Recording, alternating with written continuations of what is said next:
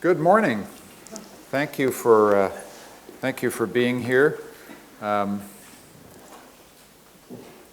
not sure that Central European University has ever had such a long-running lecture series as Rethinking Open Society. This happens to be the last lecture in a series that began in January. I think many of you have been here actually throughout in one way or the other. So you're wiser, I hope, and more insightful about the mission of this university as a result of this extraordinary intellectual adventure that we've been through. Just to remind you very briefly, this is not an idle intellectual venture. This is about the very mission and heart and soul of this university. And so just to give you a preview for next fall, we will be back to conclude the series because there have been some imbalances in the series. I don't think there have been enough female voices. I think there haven't been enough voices on certain issues. And so we want to conclude the series through the fall, adding a few new voices. One of the things we did this week, which was terrific, was to widen out to the international plane. We had Steve Wolt, as some of you know, my colleague and friend from the Kennedy School at Harvard, trying to situate the crisis of open society in terms of the crisis of the liberal international order and the international system, and raising very tough questions about how it was that open society backed itself into becoming a strategy for telling other open societies what to do and also intervening in non-liberal societies. So implicitly, the discussion on Monday raised the very troubling question about the right or warrant or legitimacy of open societies telling other societies what to do. And that seemed to me an issue that needed to be discussed in our seminars, in our discussions, because this is an exercise in sustained self-questioning, and it's changed my view as your president and rector about many things, and I hope we'll continue. And just to let you know, we hope that this will result in a publication. We will collect and put these things together with the permission of their speakers, and we will. It will be a gift to ourselves, but we hope also to a gift to a wider community of scholars and thinkers who are thinking about open society, liberal democratic society, and the challenges it faces in the 21st century. But enough for me. It's pretty wonderful to end this series with a person of the stature of Robert Kaplan.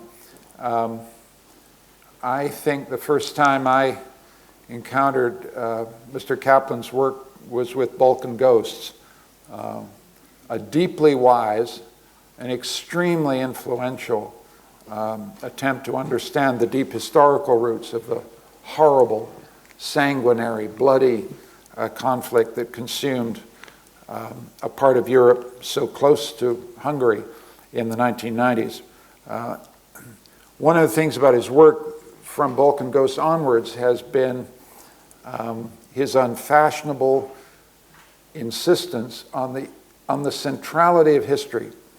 The centrality of history in understanding any problem in international relations and international politics, and an accompanying emphasis, very traditional, but traditional is good as far as I'm concerned, an insistence on geography, on the brute physical facts of a country's situation, its opportunities, its challenges, what kind of borders it has, whether those are hard borders or soft borders, permeable borders, what the geographic endowments of a country are, how that shapes character, history, destiny, and conflict.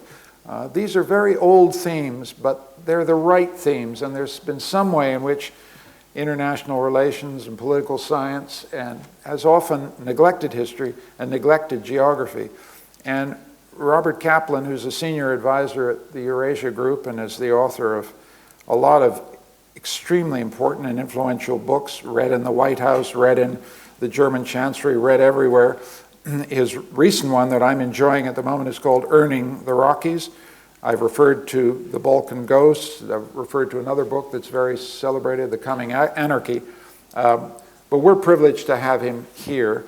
He's going to be talking to us about Eurasia, Europe, and the question of U.S. leadership. We will go until 12:30, a hard stop at 12:30. And I know that Robert Kaplan will be happy to answer questions after he talks to us. Let's give him a very warm welcome. Thank you. Well, thank you so much, Michael, for that lovely, truly lovely introduction. And also, it's a great privilege to be here at this Central European University, which is not just a university in my mind, but it's a monument. It's a monument to the victory of liberal ideals after the end of the Cold War. And I've been speaking about that and talking about that with officials in Washington because I feel that, that the survival of the Central European University is critical to where Europe goes in the future. All right, what I'm going to do today is essentially give you what I've learned is 30 years as a foreign correspondent. And I think the thing that I've learned the most is that it all starts with geography and geopolitics, but it ends with Shakespeare. By that I mean you can talk as much as you want about geography, geopolitics, ports, landscapes, but at the end of the day, so much of human history is driven by crucial decisions made by individuals in a fever of passion, with all kinds of pressures upon them, and that's the Shakespearean element that we can never lose. That is, and as I get older, I see is more and more dominant. However, the subject of my talk today is going to emphasize the geographical and geopolitical half of that argument, so to speak. If I were to look at the globe today, what I would say is that technology has not defeated geography, but it has shrunken geography. It's made the world more anxious, more claustrophobic, more interrelated than it ever has been before. Think of a taut string where you pluck one part of the webwork and the whole system vibrates. That's what I mean to say, so that crisis zones like the South and East China Seas, the Baltic Sea Basin, the Black Sea Basin are more and more interrelated in the way that they have never been before. Because of communications, transportation infrastructure, the cyber world, crises have a way of migrating in a way that they never did. And that's why we have to be very, very careful when we listen to defense advocates say things like a war in the South China Sea would be a short, sharp war that would be over in a few days. I'm very skeptical of that because of the way that the system can vibrate and crises can migrate. I think after Iraq, after Afghanistan, we should not talk flippantly about prognoses in terms of war. I think that Eurasia is cohering. That is not to say that Eurasia is understandable and a system to the degree that Europe still is. It only means that we can talk about Eurasia in a way that, and use the word in a way we couldn't even 10 years ago. And that's what I mean by the shrinkage of geography due to technology. Let me give you an example. India and China, for most of history, outside of the exceptions of Buddhism spreading from India to China in Middle Antiquity or the Opium Wars in the 19th century, India and China were generally two separate great world civilizations that had relatively little to do with each other, separated as they were by the high wall of the Himalayas. Well, because of the way that military technology has defeated distance, We now have a whole Indian intercontinental ballistic missile system that can hit Chinese cities. We have Chinese fighter jets in Tibet that can include the Indian subcontinent in their arc of operations. We have Indian warships occasionally in the South China Sea, and we have Chinese warships increasingly in the Indian Ocean, and China building or helping develop ports, state-of-the-art commercial and even military facilities surrounding India in the Indian Ocean. So because of technology, we've had a whole new geography develop, a geography of rivalry. I won't say of war, I will say of rivalry between India and China that never existed before. So this is what I mean, how technology does not defeat geography, but geography is mutable, it's changeable. For instance, take the country of Croatia.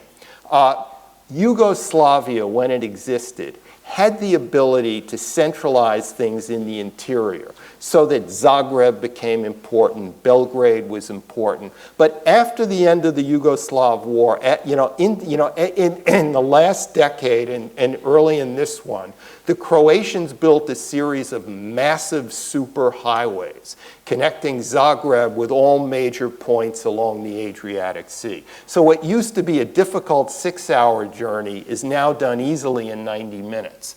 And that has totally changed the Croatian character in a way that it's increasingly a Mediterranean cosmopolitan country in a way that it didn't used to be, because the geography itself has changed because of these buildings of these massive superhighways. Now, when I talk about Eurasia, what I want to do is break it down, because it's like my watch here. The world may have shrunk, and the watch may be small, but in order to understand how it works, you have to take it apart and look at all the gears and mechanisms inside of it. So let me talk for a bit about the Middle East, about Europe, and about East Asia, and then try to say some concluding things. The Middle East, I would say, if you take a step back and say, why is all this violence and fighting and state breakdown occurring in the Middle East? Why now? I would say that for the first time in living history, the Middle East is in a post-imperial phase. Now, remember that there was a book published, I think, in 2008 by an Oxford historian, John Darwin, called After Tamerlane. And what the book was about is that most of humanity, most of history took place during some imperial system or other. He said that it wasn't just the British and the French and the European empires, it was all the Indian empires, the Chinese empires, the Iranian empires, the African empires. And he goes on to say even the United States and the Soviet Unions, he said, were empires in all but name during the Cold War, in terms of their influence, their way they could project power, etc. So the Middle East is in, and I use the term advisedly, a post-imperial phase. That means that the Ottoman Turkish Empire is gone. That ended in 1918. And while that existed, despite all of its problems, despite all of its weaknesses, despite all of the communal tensions, everyone, whether Sunni or Shiite or Arab or Jew, owed sovereignty to the Sultan, to the same Sultan, so that divisions over territory were somewhat muted. All right, that's gone. The British and French mandate systems, another aspect of imperialism, well, they're gone too. That left in the late 1940s, in the years after World War II. Then we had what I call post-imperial strongmen. People like Gaddafi in Libya, a series of Iraqi dictators that culminated in Saddam Hussein, but include quite a few before him, and the Assad family in Syria. And in all of these places were ruled under borders that were drawn up by European colonialists that were often averse to ethnic and sectarian divisions. And therefore, secular identities had to be created. And because some of these places were quite artificial, it required a particularly suffocating form of authoritarianism to govern. These people were generally awful, but they governed, and they ruled, and there was stability. they're basically all gone. I mean, all Assad is in Syria is the most important warlord among many. All the other regimes are gone by one reason or another. And then you have finally what I call the questionability of the United States in the Middle East. The United States, the United States is a bit ironic in the sense it's a liberal democratic country during the Cold War, but it was able to govern and exert incredible influence through dealing with dictators. And it was able to do that because with dictators, there was one phone number, one fax machine, the dictator himself, a few advisors, and that's all you needed when there was a crisis. There was a crisis in Jordan, call King Hussein. There was a crisis in Egypt, call Sadat or Nasser or whoever. It didn't make it easy, but it allowed for a very efficient form of power projection from Washington throughout the region. And that's all gone now, or much of it is gone. So you have the collapse of all these systems. And then what's left is you have what I call, in geographic terms, I divide the Middle East into two kinds of places. One is age-old clusters of civilization. That means places that have a really deeply embedded state mentality, even without Arabism, without Islam. Tunisia, Greater Carthage. If you travel around the northern third of Tunisia, most likely you'll be driving on a road that was originally laid by the Byzantines or the Romans. Morocco, which has more Roman sites on it than almost the rest of North Africa combined. Egypt, the gift of Nile Valley civilizations. So that when the Arab Spring happened, and there was turmoil in these countries, there was demonstrations, there was semi-chaos for a time in Egypt, there was misrule for a time. The question of the state was never a question. There was an identity with the state that held, so that discussions were about what kind of political form we should have, not is there a state in the first place. But then you have another group of countries, and I'm generalizing, of course, what I call vague geographical expressions. Places like Libya, Syria, Iraq, and to a certain extent Yemen, but not completely. Places whose borders did not as easily cohere with an old state mentality as in the case of Tunisia and Egypt. And in those places, because the state was more artificial, the form of dictatorship had to be that much more suffocating and intense. As a journalist, I always got angry when people divided the world between democracies and dictatorships, because as a journalist, I experienced so many gray shades in between. Going from Iraq under Saddam Hussein in the 80s, even to Syria under Hafez al-Assad, was like coming up for liberal humanist air, because that's how much more intense was the Ba'athist dictatorship in Iraq than it was in Syria. And the governments in Tunisia and Egypt were so much more moderate, even though they were technically dictatorships. And then you had Oman, another age-old cluster of Indian Ocean civilization, where you had an absolute dictatorship governed according to liberal humanist principles, with clinics for women, environmental programs, debates, open society, all very informally. So this is where the Middle East is now, where you have age-old clusters of civilization holding together with difficulty, and these vague geographical expressions that are still at war.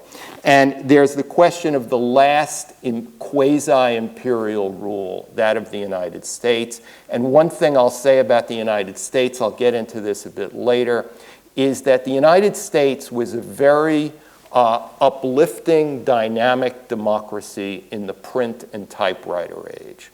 I'm unconvinced that it will be the same in a digital and video era. Remember that the Industrial Revolution happened in the mid-late 19th century, but we didn't really see its effect on war in a big demonstrable way until World War I in 1914. The digital video era has been with us, depending upon how you date it, to the 1970s, 1980s. But we only saw a big dramatic effect in the US election of 2016. And so without going into personalities, I'm very skeptical about America's not only ability, but willingness and self-awareness to lead, which has a lot to do with the age of technology that we're going into. Let me switch to Europe. The European Union, if you were a Pole or a Romanian in the mid-1990s, the world looked great. You were getting into NATO, or you had gotten into NATO, and you were going to get into the EU in the following decade. And there was, what could be wrong with NATO? What could ever be wrong with the EU from the vantage point of the mid-1990s? Fast forward to today, and you see NATO is, not what it was, or doesn't seem to be what it was. And the EU has been in crises, depending upon how you date it, from 2008 onwards. And so for Europe, I have several questions. Is the EU like a weakening Holy Roman Empire? Very rough, imperfect analogy, in the sense that it will share space.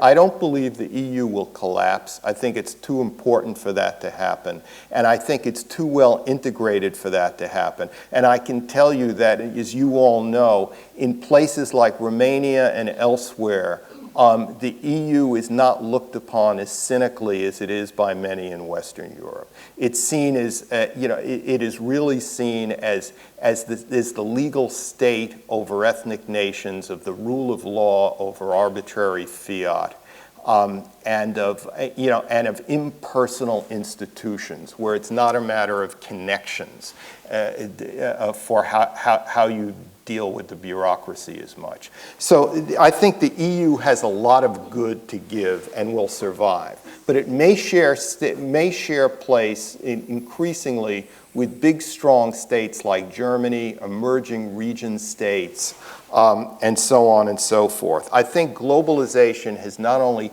torn open divisions in European societies, but of course in the United States as well.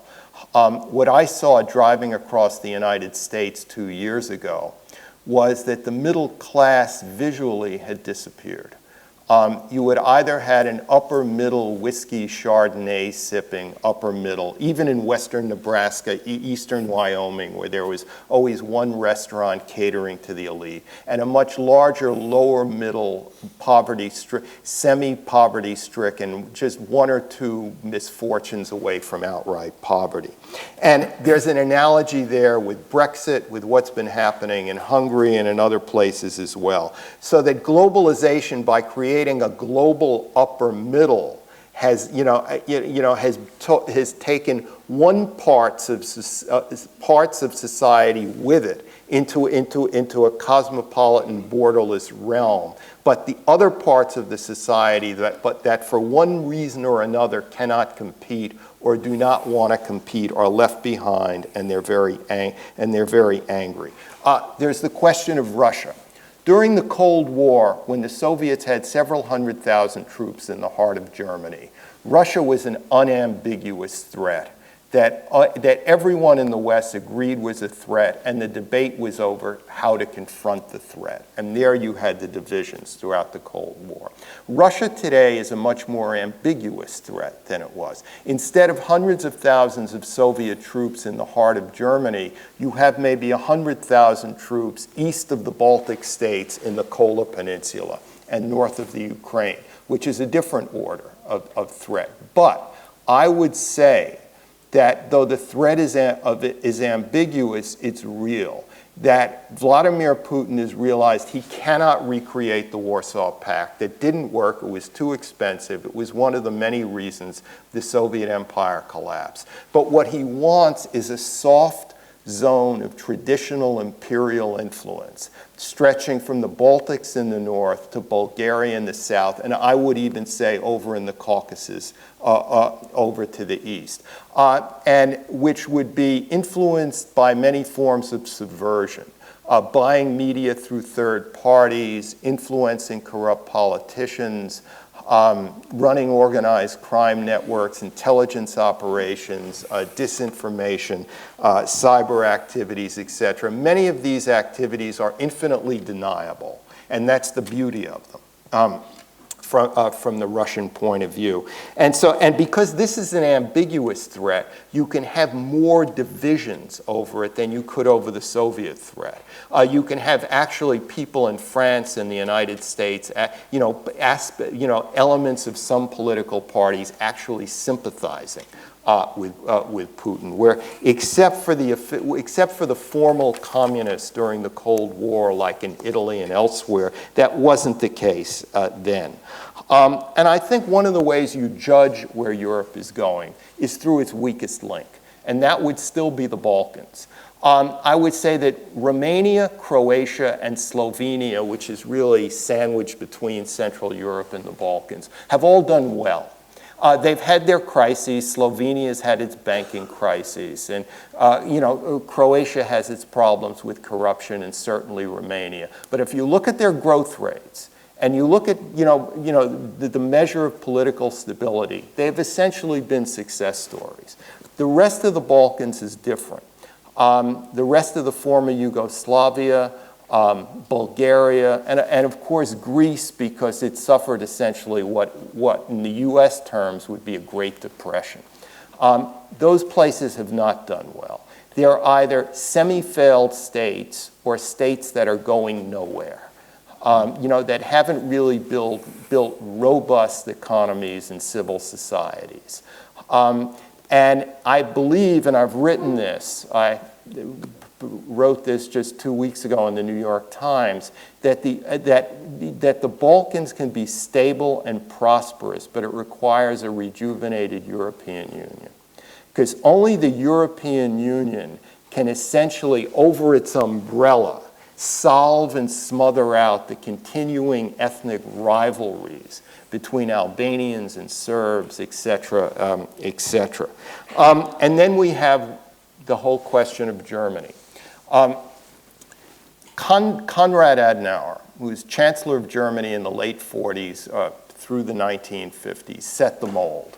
It was German leadership that would have a moral and historical obligation and memory to the legacy of World War II and to membership in the West during the Cold War.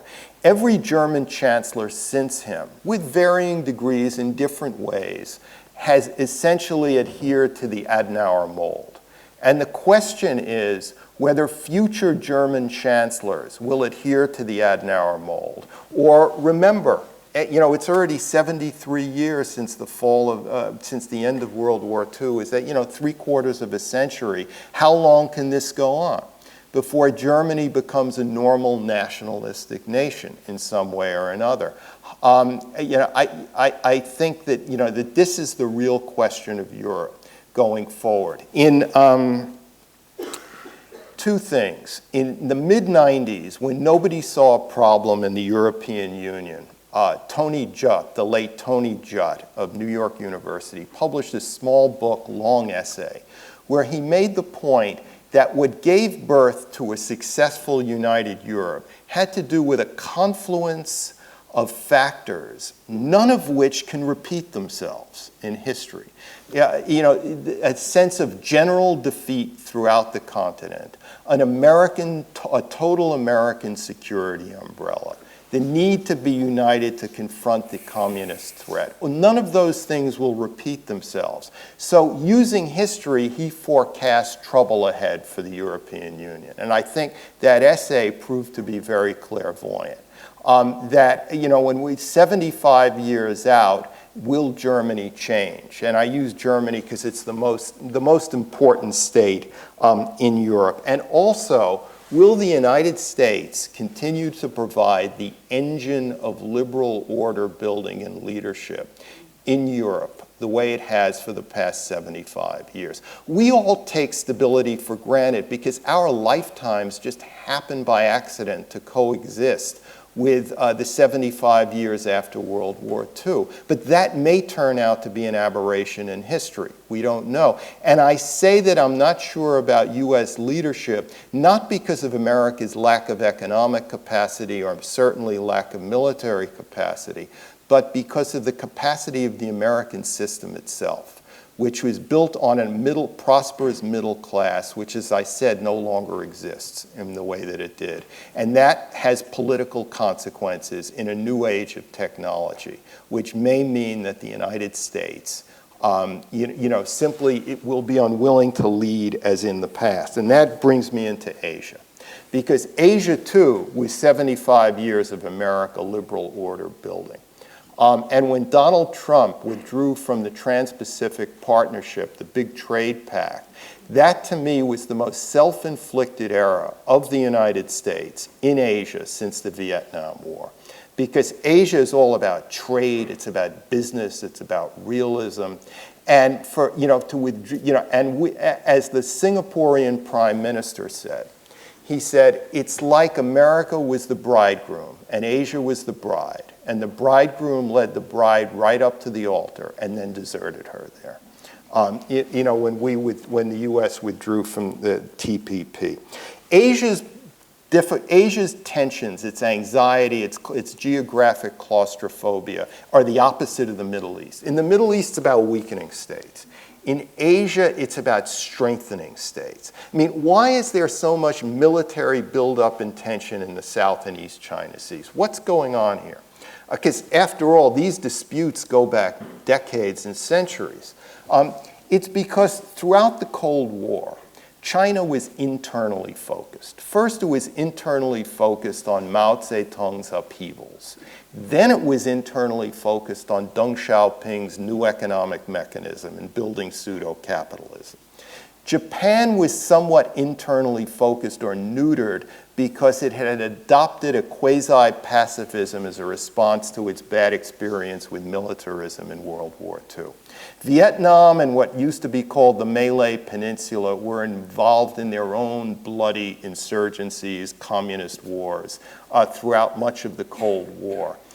Singapore was only just getting started in the 1960s and really didn't emerge as a great success story until the end of the 1970s. But lo and behold, 3 decades of capitalist, or in China's case, pseudo-capitalist development leads not only to prosperity, but it leads to military acquisitions.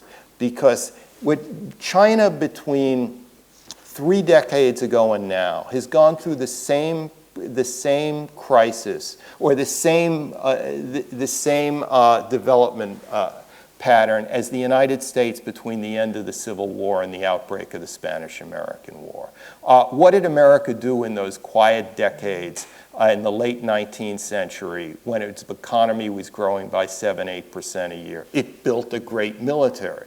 It built the Command and General Staff College at Fort Leavenworth, Kansas, to professionalize the Army. Teddy Roosevelt built a great Navy, etc. China's been doing the same. It's built a great Navy, Air Force, ballistic missile system because it's richer, it has more trade throughout the world, it has security issues it never had before, and a question of status enters into it ultimately in all of these cases. So because China has built a great military, Japan, which sees China as an existential threat, has to respond in kind and rediscover nationalism as a default option. Vietnam and Malaysia have not been at war for decades. They've built strong states with infrastructures, bureaucracy, and they've built, submarines, modern air forces, all in response to China. Whenever I go to Asia, I say this area is all about 2 things, shopping malls and submarines. Because, shopping malls are booming, but all these states have just been acquiring submarines like crazy, which is the really coming weapon of naval warfare. China sees the South China Sea much like the United States saw the Greater Caribbean. Domination of the Greater Caribbean gave the United States domination essentially of the Western Hemisphere, and then it could affect the balance of power in the Eastern Hemisphere during the 20th century.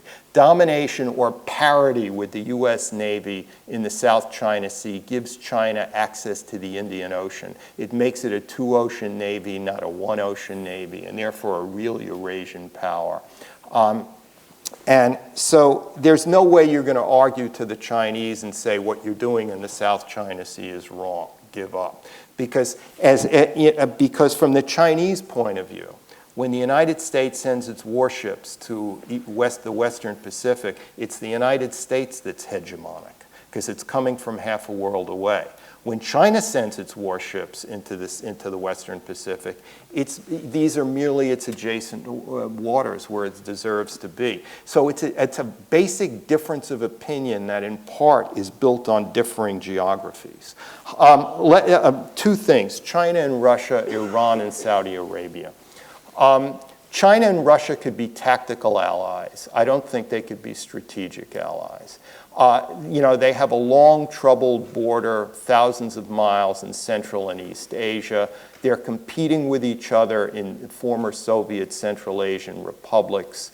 That Russia could probably never enter into a real strategic partnership with China because Putin would be the junior partner in that relationship, and I'm not sure that's something he could stomach very much. The Chinese have been taking the Russians to the cleaners on pricing for the oil, for the natural gas pipeline, and on it goes. Word about Iran. I forgot to mention about all these artificial states in the Middle East. Iran is not artificial. Iranians have a civilizational sense of themselves that only the Indians and the Chinese and some others have. It's a real state going back to antiquity. There have been Iranian states and empires on the Iranian plateau going back 2,500 years. Iran will always be there as a consequential power. I'm not convinced that Saudi Arabia will always be there. Compared to Iran, it's more artificial. It's involved in a debilitating Vietnam-style conflict in Yemen. It has real generational problems with a new generation of leadership, which is very divided among many grandchildren as opposed to the unique narrow pyramid in previous decades. It has 30% male youth unemployment, diminishing underground water table. Saudi Arabia, I think, Iran can have its political crises and regime crises, but the state, I would argue, is much firmer than in Saudi Arabia. Just a few things to sum up. When I look at Russia, China, and the United States, I think in differing degrees and for different reasons, all these states' absolute power is declining. China's last 30 years were very successful and boring. It was the same group of enlightened, technocratic, collegial autocrats averse to risk who essentially governed and weaned the country away from ideology. The next 30 years in Chinese history are going to be far more tumultuous internally, I would argue. Because the richer and more complex Chinese society becomes, the more unsatisfied, counterintuitively, its people become. You make people wealthier and wealthier, and sooner or later they don't care about wealth, they want freedom. And that's where the real crisis comes in. And I think that's something, so China has its problems. Russia is even weaker internally with a declining economy, a very badly institutionalized network of authority in the sense that, that it's one man on top with a Politburo-style regime. Russia could conceivably in a worst-case scenario, be like a low-calorie version of Yugoslavia in future decades. The United States is strong. The United States structurally is stronger than Russia or China. But as we've seen, it has its real political problems. You have the United States used to consider itself the city on a hill, the city upon a hill, where it had this enlightened form of democratic mass governance that was an example to the rest of the world. I think that is less and less so. The American system is less and less an inspiration than it is a spectacle. It's more and more of a spectacle. And I believe that the real danger of the current administration is that I totally disagree with comparisons between President Trump and President Nixon or President Clinton under Monica. They don't hold. They're very forced. This is the first president in modern times who is post-literate, in the sense he's made an end run around literacy. And he lives in a digital universe where facts are wrong or made up, and more importantly, there's no context to things. President Nixon and President Clinton may have had their faults, especially President Nixon, but they were serious people. They thought seriously. They had well-disciplined staffs composed of the most brilliant people Washington could find. That's not the case now. So this is a real crisis for the American system. And remember, the American system has been the most important factor among many that has created this 75 years of liberal world order building that we've had. So we're in what I call a geopolitical recession, where global public goods like fighting climate change, free trade pacts, are harder to achieve because of the lack of, the weakening of this U.S. engine. And I would just conclude by saying that the biggest question, if you were to ask me like a quiz show, what's the one question in geopolitics that, while in and of itself won't determine the future of the world, but will determine more things than any other question, I would say the future of China. What happens to China in the 2020s? America could run out of gas in terms of leadership, but China could really have an internal crisis, precisely because of its success. And if you have a room of this many people, all brilliant economists, I would wager that they'll all disagree about where the Chinese economy is going, because it's so hard to fathom. We've never had a system of 1.3 billion people that's pseudo-capitalist, but it's run by authoritarians, so that state companies owe money to state banks in an authoritarian system, and people argue about what all that means. What are the consequences of all that? So I think the real question in our world, in the world, especially in Asia, is the future of China in the 2020s, and in Europe, of course, it is the future of Merkel. The future of Germany, I would say, in the era beyond Merkel. Thank you very much for your time.